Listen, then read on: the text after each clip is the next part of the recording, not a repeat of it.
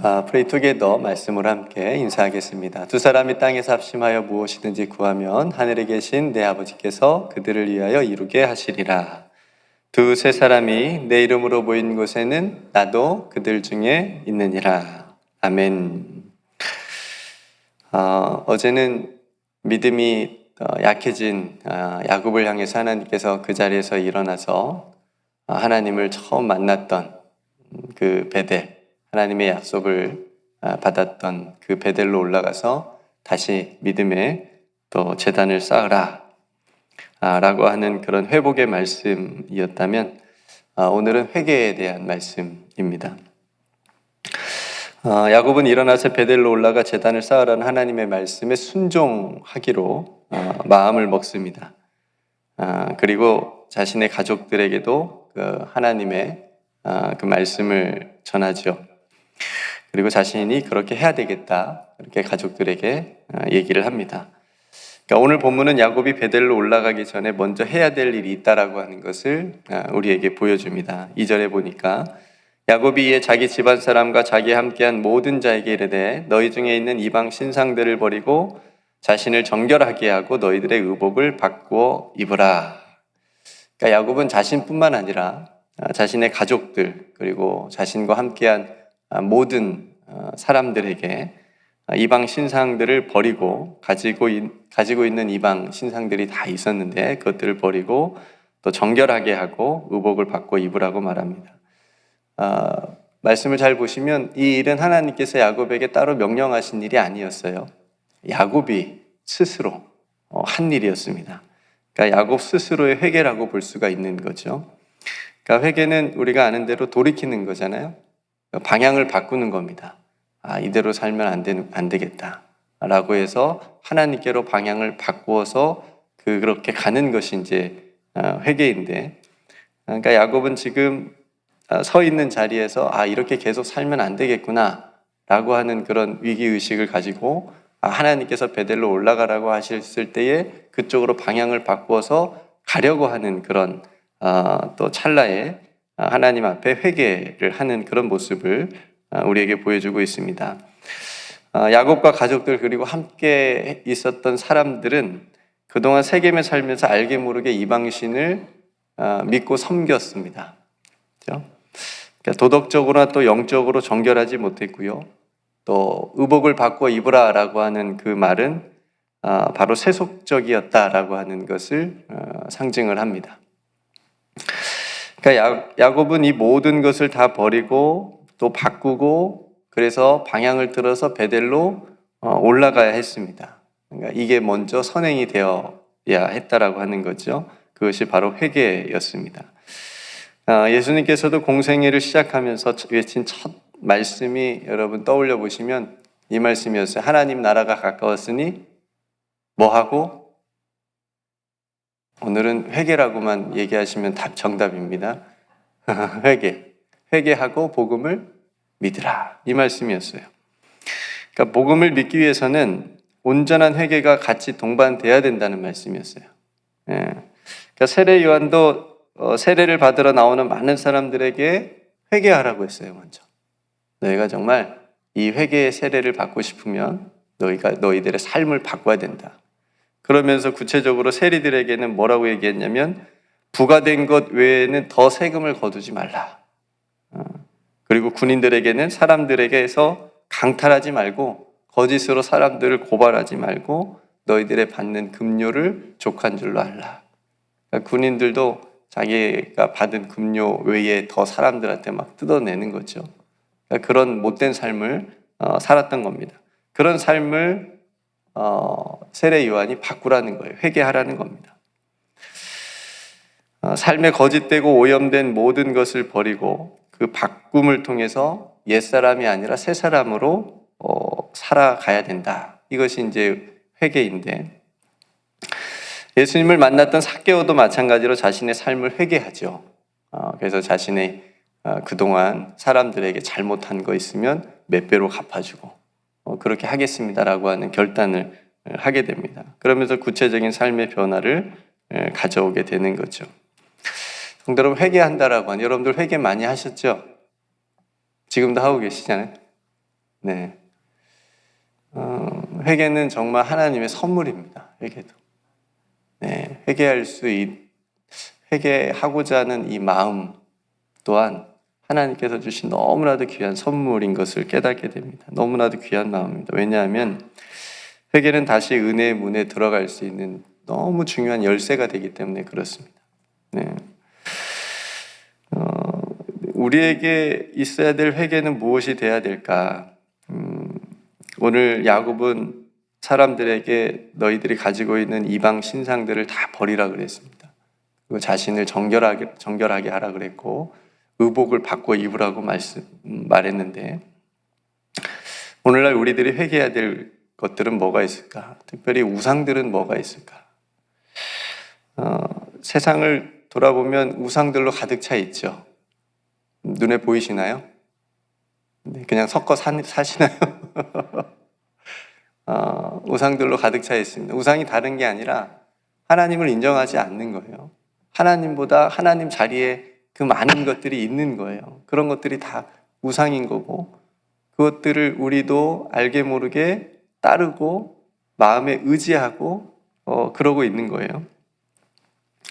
그래서 세상은 우리들에게 하나님을 바라보게 하는 시선을 빼앗아 갑니다. 빼앗기려고 하고 또 우리도 빼앗기기도 하고 또 그것들을 의지하게 만들고 또 의지하라고 속이기도 합니다. 그래서 우리 속기도 하고 그래서 거기에 넘어지기도 하고 사도 바울은 이 세대를 본받지 말고 잘 분별하라고 얘기했죠. 그래서 이 세상의 가장 큰 우상은 예나 지금이나 재물인 것 같습니다. 그 재물의 힘이 사람들의 마음의 우상으로 자리 잡았죠. 그래서 우리도 생각하기를 이 세상 돈 없으면 못 살아. 이렇게 은연중에 다 생각을 하죠. 돈을 벌기 위해서 열심히 물론 일도 해야 되겠지만 그것이 마치 전부인 것처럼 우리 인생의 전부인 것처럼 생각을 하면서 살아가게 만든다는 거죠. 이 생각이 얼마나 깊이 뿌리 내렸냐면 예수님께서도 이런 말씀하셨습니다. 재물과 하나님을 겸하여 섬길 수 없다. 예수님 시대부터 지금도 마찬가지입니다. 너무나 유효한 말씀이지 않습니까? 지금도 그 만몬의 힘이 점점 더 강해지는 것을 우리가 보게 됩니다. 그러니까 돈이 이 물질이라고 하는 것이 우리 삶의 가장 중요한 가치로 여기고 돈이면 뭐든 다 할 수 있다라고 하는 그 사고방식이나 태도가 물질 만능주의라고 얘기를 합니다. 이게 계속되고 있잖아요. 명품이 마치 그 사람의 가치를 말해주는 것처럼 세상은 계속 광고를 합니다. 그래서 뭘 하나 들어야 돼. 명품을. 그래야 자신이 명품 인생인 것처럼 그렇게 세상은 속입니다. 그리고 우리의 가치는 그거랑 전혀 상관이 없는데. 얼마 전에 어느 통계를 봤는데요. 인생에서 가장 중요한 것이 무엇인가? 이런 질문에 1위의 대답이 첫 번째, 내 인생에서 가장 중요한 것이 대부분의 많은 나라들이 1위를 가족이라고 대답을 했습니다. 가족. 패밀리가 제일 내 인생에 너무 중요하고 나에게 가장 큰 행복이다. 이렇게 대답을 했는데 대한민국은 뭐라고 대답했을까요? 1위. 돈.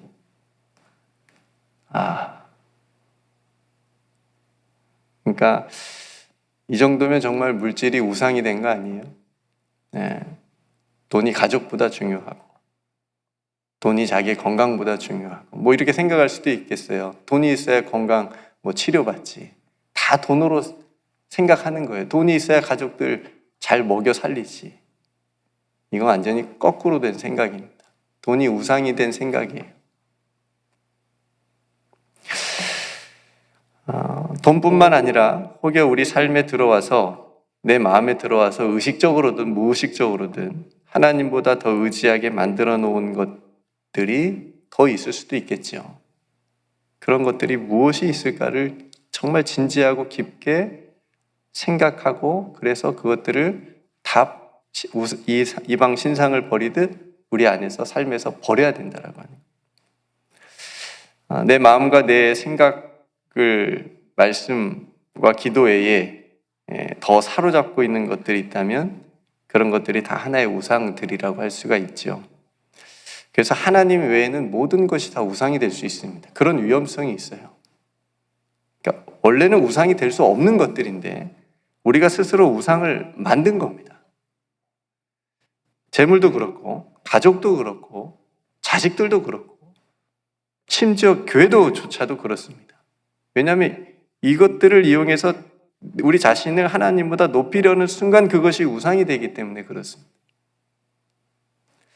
그런데 그걸 자세히 보면 한번 잘 보십시오. 재물, 가족, 자식, 건강, 교회 너무너무나 귀한 것들 아니에요? 하나님이 주신 너무 좋은 선물이에요. 근데 그 선물을 우상으로 바꿔 버릴 수 있는 위험이 있다라고 하는 거죠. 그러니까 그렇게 빠지지 않으려면 여러분들 한번 생각해 보십시오. 어떤 사람이 선물을 줬어요. 그 선물 내용 자체가 더 중요합니까? 선물을 준 사람이 더 중요합니까? 선인에게 남편이 선물을 줬어. 뭐라고 써있네, 백에. 너무 좋은 선물을 줬어요. 그 선물이 더 중요해요? 선물 준 사람이 더 중요해요? 준 사람이 훨씬 더, 이건 비교할 수가 없는 거죠. 선물도 물론 좋은 거지만 마찬가지입니다. 하나님께서 우리에게 가족, 재물, 건강, 교회, 사역, 섬길 수 있는 자리, 직장, 이 모든 것들을 선물로 주셨단 말이에요. 근데 우리가 거기에 그거가 아니라 그 선물을 주신 분, 하나님께 우리가 집중하게 되면, 하나님을 바라보게 되면, 우리 손바닥에 선물을 놓고 그 선물에 우리가 마음과 생각을 다 온전히 빼앗기는 것이 아니고 그 선물을 주신 하나님께 눈을 들어서 이 선물을 주심을 감사합니다라고 하나님을 바라보게 되면 이건 우상이 될 수 없어요. 그냥 감사의 제목이 될 수 있는 거지. 이게 방법입니다. 우리 안에 있는 모든 것이 그래요. 마음을 빼앗기고 생각을 빼앗기고 그것을 의지하다 보니까 하나님보다 그것이 이방 신상과 같은 우상이 되는 거라는 거죠.